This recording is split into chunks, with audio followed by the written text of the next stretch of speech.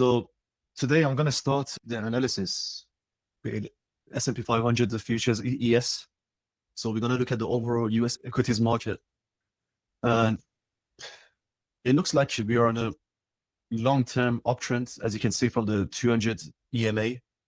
So the 200 EMA is sloping to the upside, it's telling us that over the last 200 candles on the weekly time frame, which is a long period, the market has been facing towards the uptrend and buyers have been more dominant than sellers.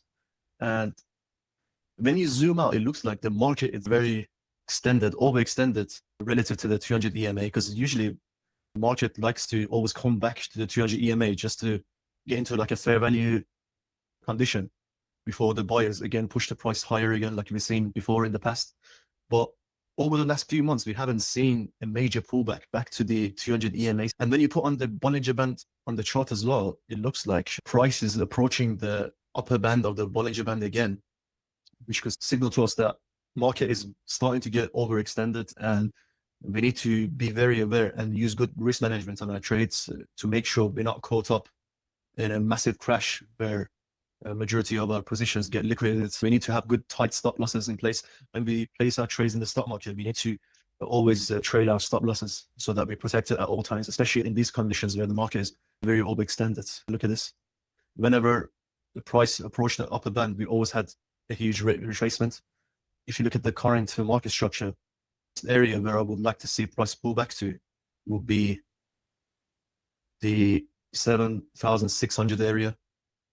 So if sellers regain control in this area, we could see a pullback first towards this area. And if you don't get the buy interest, the buyers and the demand to push price higher, we could potentially even see a lower retracement towards this area. There's another structure, massive structure here. And we can see price then should come back here, play around a little bit, buyers accumulating, sellers their positions and distributing price. Could see another drop into the 7,000 area, which is actually a psychological area. So that could be an area of interest as well on the S&P 500. So we are in a very cautious environment right now. And the Fed is also still holding rates in every meeting that we've had. Ever since December, it's held the rates at 3.75. And there's a speculation that in September, we could potentially see hikes in the interest rates. And when that happens, it puts a lot of pressure on the S&P 500 in the US equities, because people will want to move their money away from the risky assets into safer instruments, such as the US Treasury bonds, because the yields are good. When the yields go up, Treasury bonds become more attractive. So that could be the case in this scenario. So the market is potentially, obviously at the moment, it's still got huge momentum going to the upside. When you look at the short-term EMAs, still expanding to the upside. So there's no issues there at the moment. The momentum is still there in the stock market. So the trades can be taken as usual. But when we do get signals that the Fed is going to slow down and tighten monetary policy, we could see that happening as well. And inflation, ever since February 2026, it has gone up from 2.4% to 4.2%. It had this pullback back to 3.4%, but with the issues that's going on in the Middle East, with the war between Iran, US, and Israel, and the closure of the choke points, which is the Strait of Hormuz, stopping oil flow, it could affect inflation even more, because when oil is in high demand and supply is low, the price of oil just jumps up to the upside, like we saw a couple of months ago on oil. When you go on the weekly time frame, let me take off the Bollinger Band as well. So what happened with oil was, oil in June 2026, you went down back towards the 200 EMA, and 200 EMA is not even sloping upwards, and it's not sloping, it's downwards. It's in a very stable state right now. So oil pulled back to the 200 EMA, and we had the oil shock, the conflict in the Middle East, which pushed price all the way up. Sorry, the conflict was actually in this area. This was just a retracement after the conflict. So price retraced back to the demand zone over here at around the $60 area. And we saw buyers starting to accumulate, and we actually got our signal here. We had the EMA short-term cross, and we actually took a trade. I actually placed a trade in this area. I grabbed my profits all the way to the upside as the price went up, because it was very obvious that something was going on in the Middle East, and US was preparing for an attack, that Israel was preparing for an attack. They were sending artillery there, and there was a lot of talk about energy, how it will affect energy. And I managed to catch that after the market, the macro news, the speculation in the background, and price broke out through the 200 EMA, blasted to the upside towards the supply zone at around $120, where sellers regained control again, pushed price down aggressively. We had the pullback buyers interested again, the late buyers in the market, and sellers aggressively sold off the remaining positions that they had.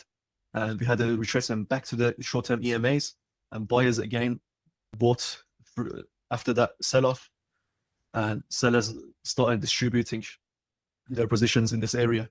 And late buyers, as usual, were buying here, and sellers were distributing. And eventually, the selling momentum regained strength. So the sellers regained the strength again, and the EMAs started curling, and the demand started to disappear, and oil dropped back into the 200 EMA. And after 200 EMA, buyers came back in again. They saw this as an attractive place to buy. And every macro event that happened throughout this period, it all somehow, to the price action, somehow reacted to the macro news that came around every single of these areas that price touched. Now, prices retraced back into the 200 EMA again, and oil is in a lot more stable area right now. And we are still inside this structure right now. Price is just sitting on top of it at the $80 area.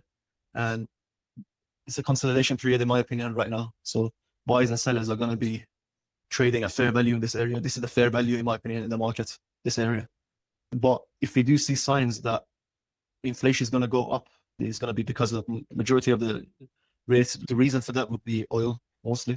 And that could, again, affect the stock market as well, because when inflation goes up, then everything becomes more expensive and the consumer demand goes down, as we saw recently in the new data that came out for the retail sales, where the consumer demand has actually dropped in the market. People are spending less.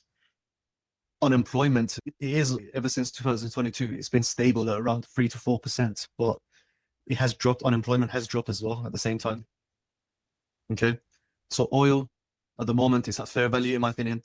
We need to see, I think it's calmed down. The situation has calmed down now in regarding oil.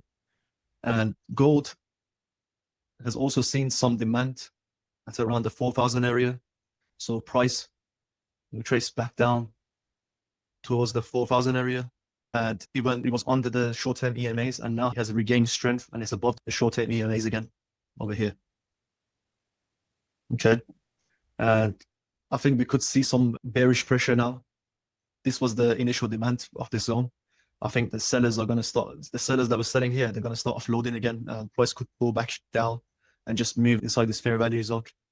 Gold is also kind of overextended as well. If I put my Bollinger Bands on, it has retraced back down towards the bottom of the Bollinger, but right now it's at the middle band of the Bollinger. So it's at fair value at the moment where there's no real direction. So we could see a slowdown, as I said. And if we do see a potential rate hike by the Fed, gold can also be affected as well, because people will move their money over into US Treasury bonds because they will find the yields there more attractive than gold, because gold doesn't really give any dividend or any interest on your money, really. It's just safe haven. We could see a potential move if we do see more sell pressure coming to gold back down to these levels, which correlates with the 200 EMA again. Even though the 200 EMA is starting to slope up again, we could see retracement back to that zone again for price to reset and to go higher again. So that could be on the cards. But right now, it's in a good place. These two areas are good places to accumulate gold at the moment. Let's look at euro. Euro is, in my opinion, it's in a ranging zone. So if you go back to the structure here, price went up slightly. So we had huge demand in this area on euro after demand zones, and price got pushed up well above the 200 EMAs. We had a slight pullback into the short-term EMAs. Let me take off the Bollinger Band. And what happened was price went above this structure here. It just struggled to move past the 1.20 zone here in the supply zone. It's just been consolidating ever since, just been moving sideways, and it's now pulling back down inside the structure, and it could potentially see and move back down into the 200 EMA again, just to reset and go up again and take out some liquidity from the upside, which is here. Okay, we could go down right along this descending trend line and then attacks the liquidity to the upside. So at the moment, prices inside the short-term EMAs, so it's at fair value at the moment. There's no real movements to tell us exactly where price is going to go. So it's in a very consolidating state. DXY is the opposite of that. Okay, so price is inside this demand zone at the moment. Okay, price did eventually get up towards the 200 EMA, and it is sloping downwards as well, but it failed to hold this area. It went back down into the short-term EMAs, and the short-term EMAs are now trailing and about to cross the downside, so we could potentially see another sell-off in the dollar back into the demand zone at 96 over the long term. But if you do see some news about yields going up, so tightening of the monetary policy, then I could see gold recover again and push back up towards the 200 EMA and potentially break out and go towards the supply zone here. The supply here would see 103 if you do see a tightening of the monetary policy, which could help the yields and the US dollar. So holding dollar would be more attractive at that point.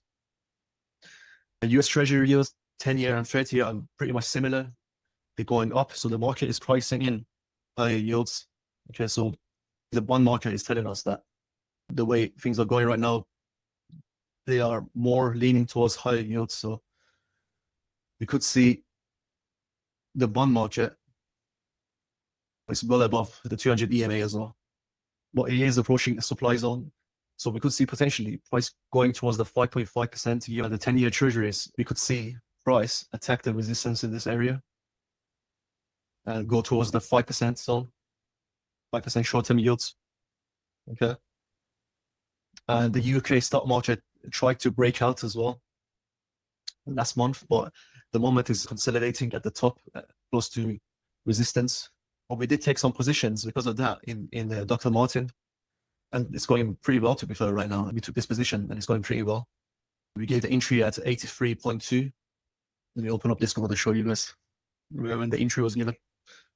We usually send the entries on LinkedIn as well. Okay, so we go to stocks. Okay, so I gave the entry on Dr. Martin's on the 30th of July, about 15, 16 days ago.